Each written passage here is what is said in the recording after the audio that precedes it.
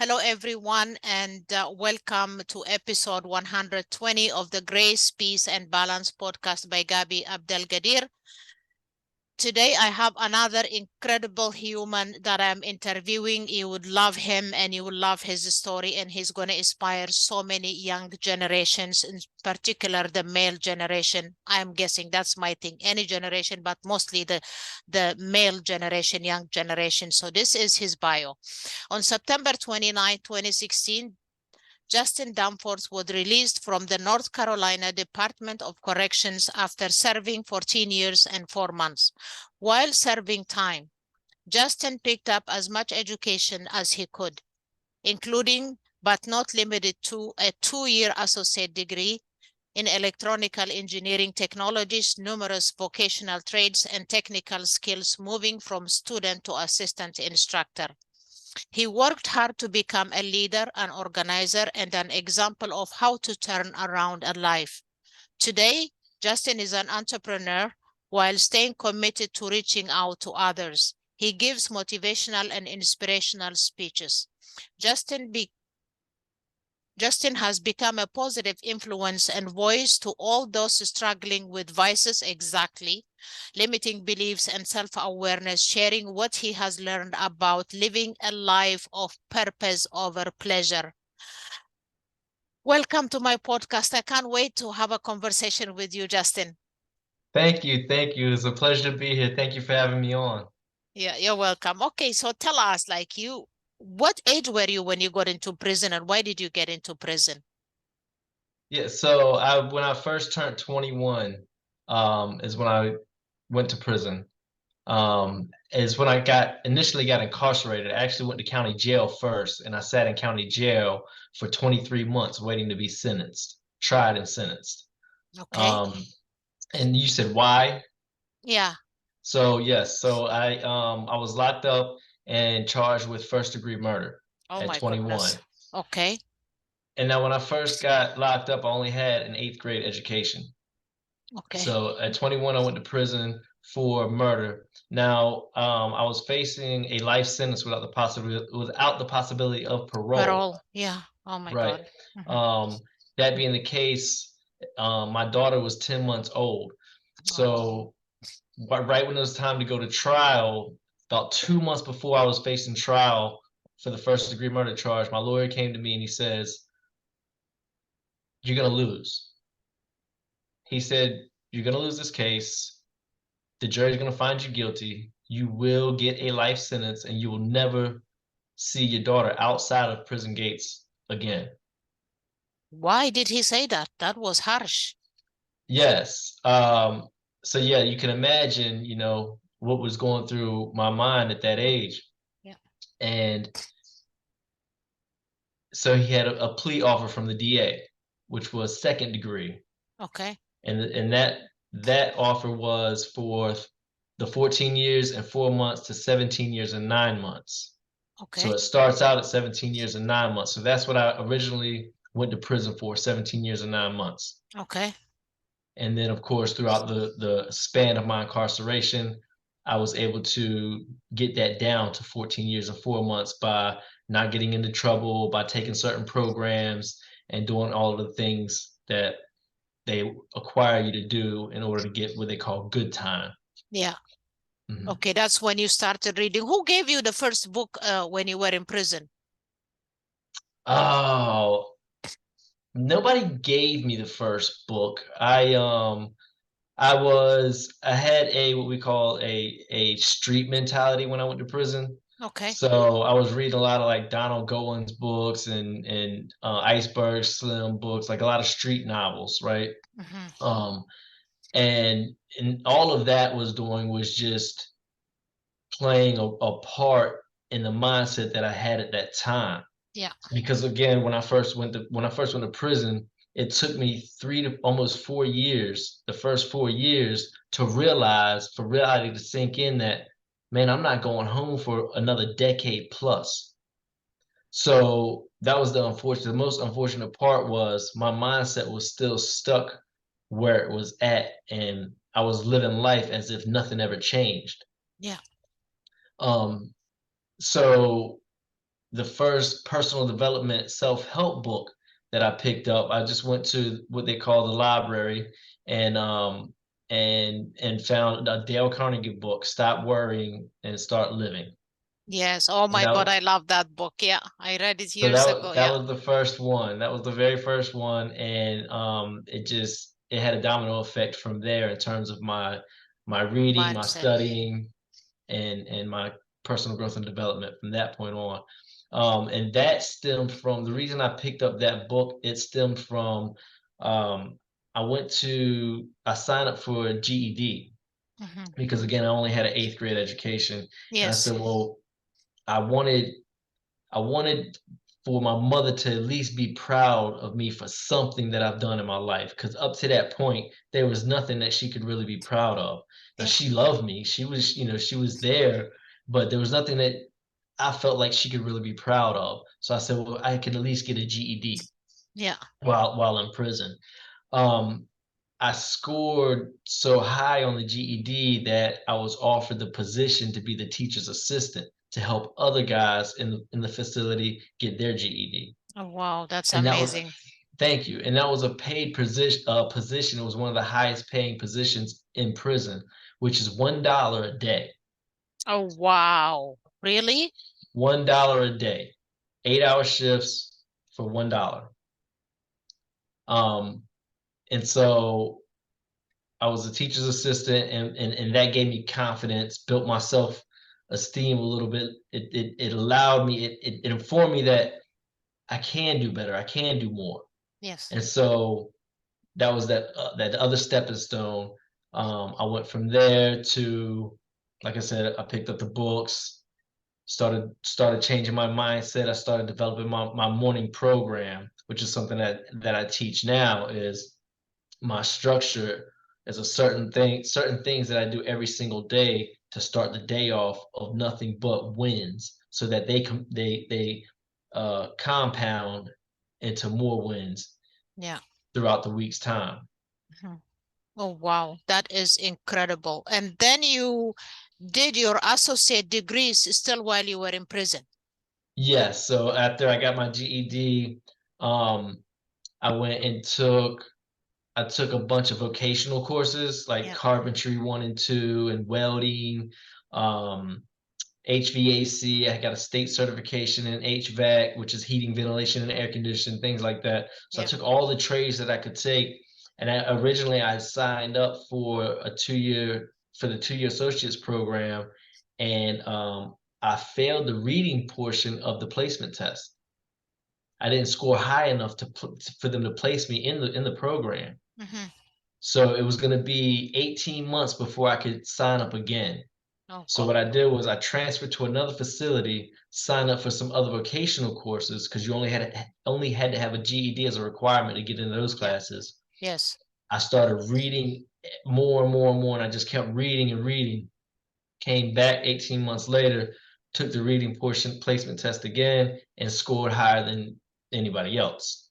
Good job. Yeah. So the thing to point out here is that the more you do something, the better you become at it, right? The Absolutely. old cliche of practice makes perfect. You Um, true. and the more you put into it, the more you'll get out of it. So when did you get to see your daughter then? During this time, was she allowed to visit? Yes, yes. So my mother raised my daughter while I was incarcerated, and she would Oh, bring her every couple of weeks because I was out of state. So sometimes the drive would be 8 hours one oh, way. wow. Yeah. And my mother, she was a trooper, and she would bring my daughter to see me regularly. How old is she now? Now she's 21. She'll be 22 in July. Okay. Oh my God. So she living with you now? Is she living She with you? That's a great question. Mhm. She just moved out. Friday, what's today? Tuesday. She just moved out over the weekend, Friday, She moved out to live on her own? to live on. Yes, yeah. She lives on Yep. her own. Yeah, because she's 21. Yeah. She has a 9-month-old baby, so I'm a grandfather. Oh, wow. Congratulations. Yeah. Yeah. Oh Yep. my God. You're an old guy now that you're a grandpa. Yeah, right, I'm just right. kidding. I'm just kidding. Oh, I can't wait to be a grandma. I love children. I love babies.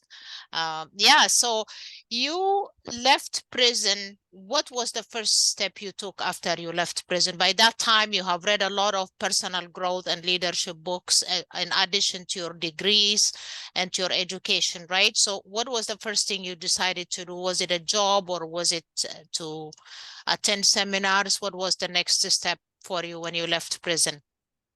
So that's a great question. 2 years prior to my release, I started planning for my release. Oh, wow. So I was able I got to what they call a minimum custody level, Mhm. and I was able to have go out into the community twice a week for 6 hours with a certified volunteer. Okay. So somebody would come pick me up, take me out to the community. Sometimes we would go to like out to eat, you go to different services, or there was a church service or different programs and things like that outside of prison, and then they bring me back Okay. twice a week for 6 hours. I didn't go every week, but what I did sign up for was to go speak. So I would go speak to at-risk youth. Um, like YMCA has programs. I would go speak to at their boys and girls clubs, churches, and things like that. One of the times I went to speak was at an adult support group for incarcerated individuals, Mhm. and it was because it was a support group for incarcerated individuals. At the end of my speech, I told them, I said, all of those are here to help, that want to help and give support to those of us that are incarcerated. I need a couch, and they laughed. Okay. And I said, I'm serious. And they were, what do you need a couch for? You still had 2 years left. I said, because I don't have a couch. Because in my mind, I'm getting out at some point. And when I get out, I can't wait to the day that I get out to just have money to buy a couch and all the things that I'm gonna need. Mhm. So what I did was I formulated a plan. I typed up a flyer. I had access to a desktop and Microsoft Word, just not internet, because I Mhm. was the teacher's assistant. I could use the computer, I just couldn't have internet. So Mhm. I typed up a flyer with an itemized list and the cost of everything. The cost came from I would call home and ask my mother, get me the price on this, and this. Mhm. So I built out an itemized list, and I sent out a list to everybody who was a friend or family or somebody I had met that said they would help or support. Um, so the very first thing I did was I would call and I'd say, hey, you said you didn't mind helping if there's anything I ever needed. I need a pack of boxers. If you could, Friday when you get paid or whenever you get paid on your next check, could I have a pack of boxers? And they were like, a pack of boxers? Oh, you're coming home? I'm like, no, I'm not coming home yet. I just need, can you give me a pack of boxers and ship it to my mother's house? They said, Oh. sure. Mhm. I call somebody else. Hey, would you mind getting me a pack of socks and a belt? And I built a whole wardrobe by doing that. I knew that I was getting out on September 29th, which is the fall season. So I would need a winter jacket. And I would need a hat to cover my ears. Yeah. And so that's what I did. I asked anybody that was willing to help if they would donate that and ship it to my mom. So I had this box put together of everything I needed from underclothes to I had work pants and then dress pants because that's what I knew I would need. Mhm. Um, and then I had to have a place to live in the state of North Carolina, or else they would release me to the county sheriff and he would lock me back up in jail Oh my for a goodness. violation of parole Okay. because I didn't have a home, if I did not have a place to live. So I was on the backlog for some homeless shelters. During that time, I was down to about 6 months left. I found somebody who would rent me a double wide trailer. It was a 2 bedroom, 2 bath trailer. So I had a room for my daughter. When I was getting out, that's what I was looking for. I sent out 101 letters of an itemized list of what I needed for first month's, last month's internet, light bill, and cell phone. And I raised enough money. I raised $3,000 was exactly enough. So your question was, what did I do when I first got out? Yeah. I went straight to DMV and got my driver's license. I went from the prison gate to DMV. I had my mother call and schedule me an appointment to take the driver's part of the test, Okay. because prior to that, 30 days before my release, I went out on a pass on one of my 6 hours pass. I went to DMV and took the written and the eye exam. Okay. The only part I was Wow. not allowed to take was the driving part because I was incarcerated. Yes. So I went straight to DMV. I left DMV with a driver's license, the paper copy. They mail you your hard copy, but I left DMV with a driver's license. Went straight to the electric company, had the lights turned on, and went straight from there to the cable company and had internet turned on at the place that I was going to be living at.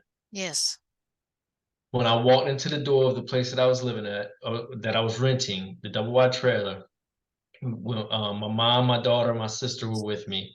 We got there. I already had them go there and put all the non-perishable Foods. spices, Oh, foods in the yeah. cupboards, dishes, um, comforters, all the linen in on the beds, and everything was made up. I even thought far enough ahead to get a shower mat and shower curtain for when you step Wow. out of the shower onto a mat.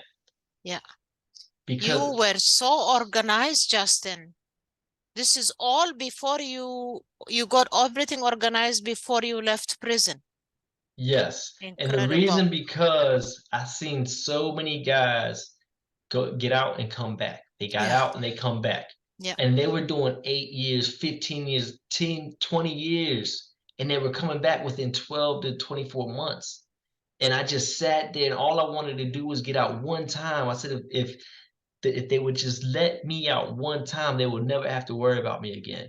Yes. True. And I used to ask these guys, man, what happened? And what I come to find out was a lot of them had this unfulfillment, right? They had some kind of void that they were trying to fill every time they got out, whether it was one more drug package, one more high, if they were, it was drugs or alcohol, whatever their vice was, whatever their thing was, they were just chasing it. It was unfulfilled. And for me, it was the exact opposite. In my mind, I had already done all of that because I did. What I was yearning for was a domestic lifestyle. Yeah. I had never True. lived a domestic lifestyle prior to going to prison.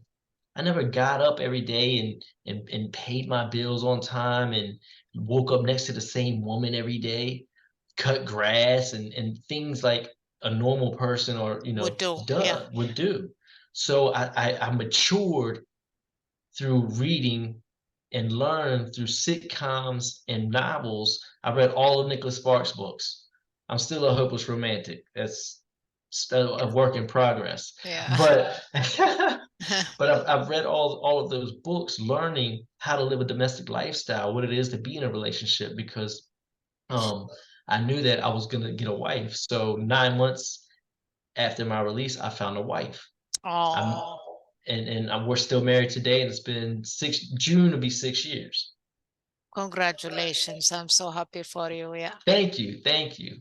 But so it all developed out of me learning to understand what my mindset, what is it I'm thinking, why I'm thinking, or what is it I'm doing and why I'm doing it.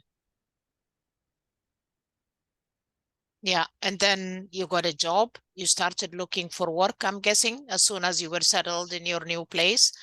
So I already had I used to tell my mother during visitation, I need a pickup truck. If I have a pickup truck, I'll have money in my pocket, because with a pickup truck you can do so many things. I mean, you can just move furniture, haul trash, just all the things that you can do with a pickup truck. Mhm. So um, I also was able to find somebody to let me take over the payments on a pickup truck upon my release. So Okay. that's what I had a vehicle as soon as I came home. Mhm.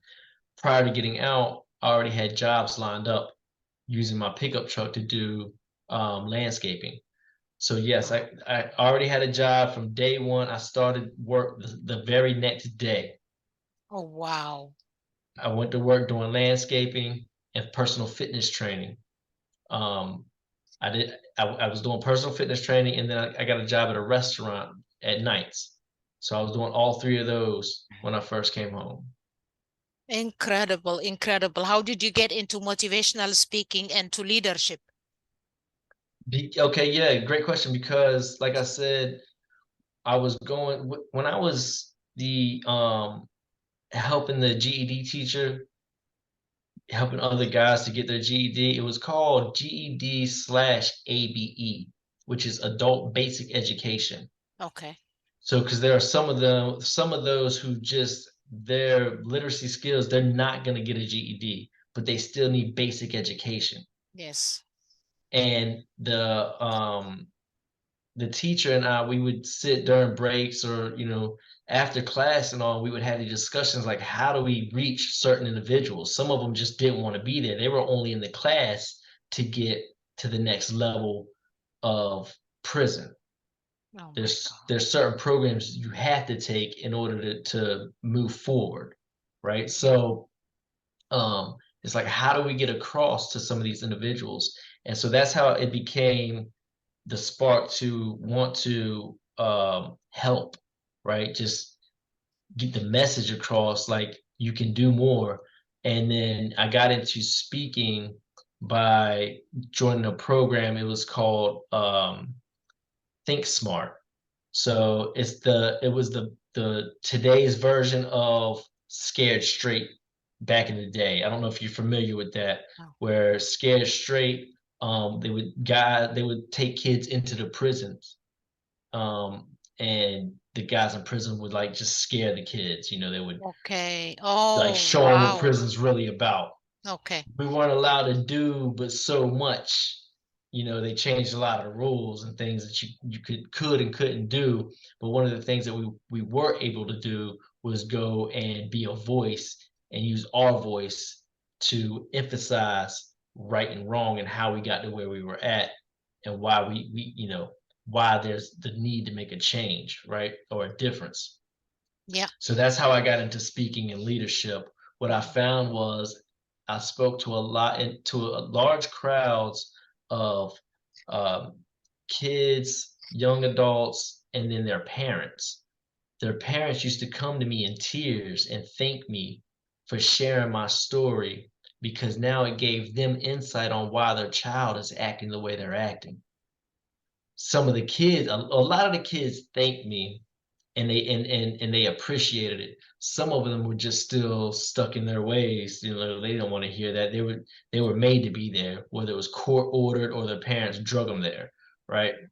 But so the need, I could feel the need for it. Like there's Oh, a yeah. need for us to be a role model, to be that example, to have that leadership.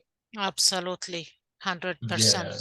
My one question about prison was did you ever feel unsafe when you were in prison at all? Is it safe? No, there's a lot of fear, pain, and discomfort with prison. No, Yeah, never felt safe. Even never. even when my door was locked and I'm in the cell by myself, I still do not feel safe, because there were so many incidences where it could be 2 or 3 o'clock in the morning. They bust your door and come running in there. Really? Yes.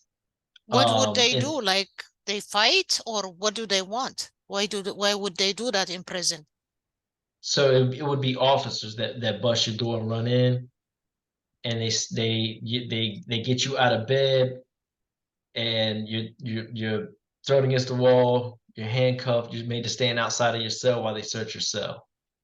Oh, They're doing that searching. looking for something, yeah. And it could be random, so you never feel safe. You never feel safe. This is what the Yes. kids, these young kids need to know. It's not a safe place. Thank goodness you're like safe and you came out and you become a leader and you a role model to all this young generation. And yeah, thank you for who you are. That's all I wanted to say. So what are you doing right now? You're an entrepreneur. I know you're a Yes. motivational speaker. You're an entrepreneur. What are you doing right now? Yes. So currently, about 18 months after my release, I was working around the clock, 7 days a week. My wife, she was working 3 jobs, 5 to 6 days a week. We did it for a reason. Again, I'm a planner. Yeah, So we did I it could for a see that. reason. We said we're going to do this for 12 months. And then we started a real estate investing company. Oh, wow. Seriously? Yes, yes. So now we Okay. have a portfolio of rental properties, corporate rentals, Airbnbs, and we also coach real estate investing. We have students that we coach, and then we also have a couple other businesses. One of which is my main focus now, which is my mindset, fitness, and nutrition, where I help people obtain the discipline it takes to become the best version of themselves through fitness and nutrition. I think I need that. Seriously. Like, I Yeah, yeah, am we just, all do. I know, We all do. I know I'm not a very good eater and I'm not like, I haven't been exercising forever. And yeah, anyway, that's a completely different conversation for another call. So I that would is love to what have you, it with you. I know, seriously. Thank you. And yeah, so that is what you do, right? I didn't know about the real estate thing. That's news to me. Yeah, So yeah, yeah. yeah, so tiny homes and are very huge right now. Are you thinking of building tiny homes for people to retire on or people who want to save money,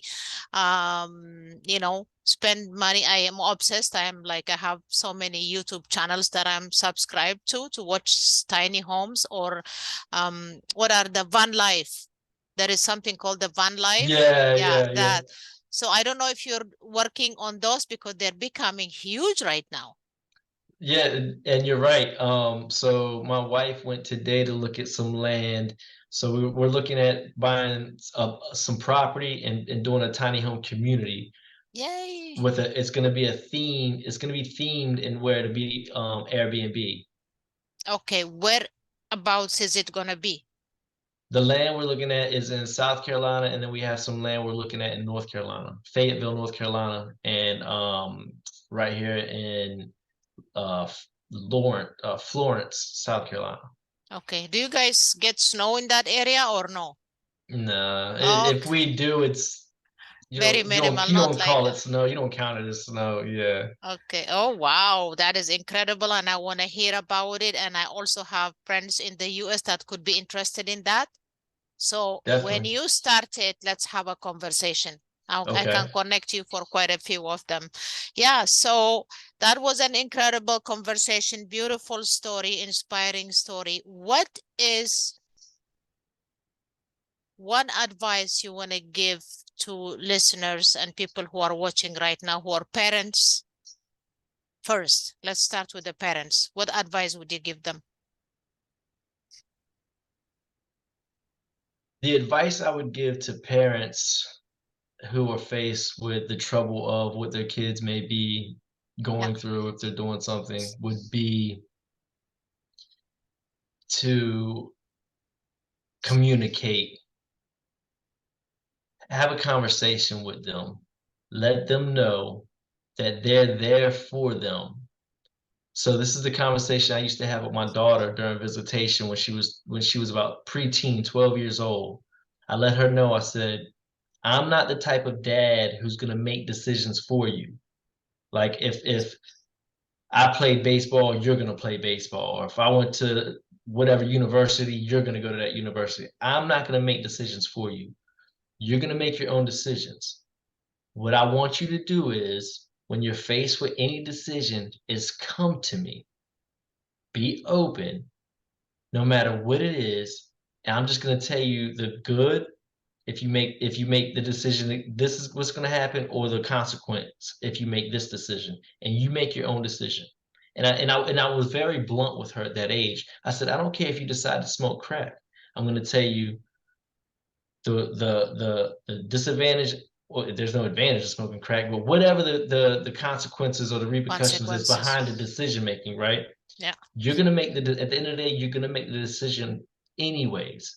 Just know that I've got your back. I do not support you in that decision to smoke crack if that was the case, but I'm still here for you. You can still always come to me. So that would be my advice, is Mic to have a drop. conversation. Yeah, that needs a mic drop. Incredible. Thank you so much. And what advice would you give to all these young folks who are lost in this planet right now, who are like killing each other? It's going a lot, like 13-year-olds having guns right now, killing in high schools and junior schools. What advice would you give to all this young generation that is lost? That's such it's a great question. There's so many different ways to answer that. Mhm. And I almost hesitate to lean towards what I would naturally want to say, because a lot of it is it's relative to the individual, right? It's relative to that child. Why we need to understand, why are they doing it? Is it because of where they come from? Is it because of their mindset, their low self-esteem, low confidence? Are they people pleasers? Like, That's one. yeah, so are they doing it just because they think that's what people want to see them do? Are they doing it for acceptance because they don't get it at home? Um, Are they doing it for love, attention? So that's the thing. So I can't say there's no one advice to give, but if I would give any advice across the board to anybody who is doing something they shouldn't be doing, whether it's even if it's just illegal drugs or something as much as killing somebody, it would just be to reconsider the act you're wanting to do. Reconsider it and figure out why it is you'd rather do that instead of becoming more. Oh my God, boom. Another mic drop. Oh my God, that is beautiful.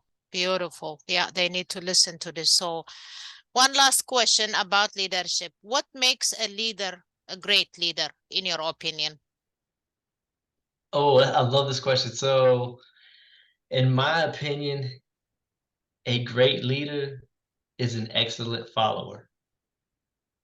Okay, explain that. Okay. Mhm. So, who like, we all have to have somebody else. There's always somebody better than us, True. right? And so if I was going to take advice from somebody, I want to know where they got it from. Yeah. So a lot of people would lean into some of the great men or women that we've known from the past, right? Whether it's Yes. the Prophet Muhammad, peace be upon him, whether it's Jesus, these were somebody to follow. Yes. They were upright Yeah. individuals, whether it was Malcolm X or Dr. Martin Luther King. These are people who were role models, who set a precedence over how an individual should walk, talk, and be.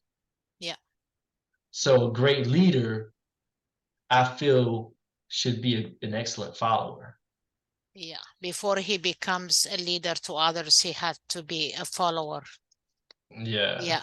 Absolutely beautiful advice. Thank you so much. I Thank really you. enjoyed it. That was very powerful. And yeah, I will be posting your bio and your social media links both on Podbean and on YouTube. And I would like everybody to please, please, please, if you are in schools or universities or community centers in his area, please get in touch with him. Have him come speak to all the youth, especially those that you feel that are getting lost in this challenging times. So thank you very much. I Thank can't you. wait to have you a second round. Looking forward to it. Okay, thank you. One All right. second. Yeah.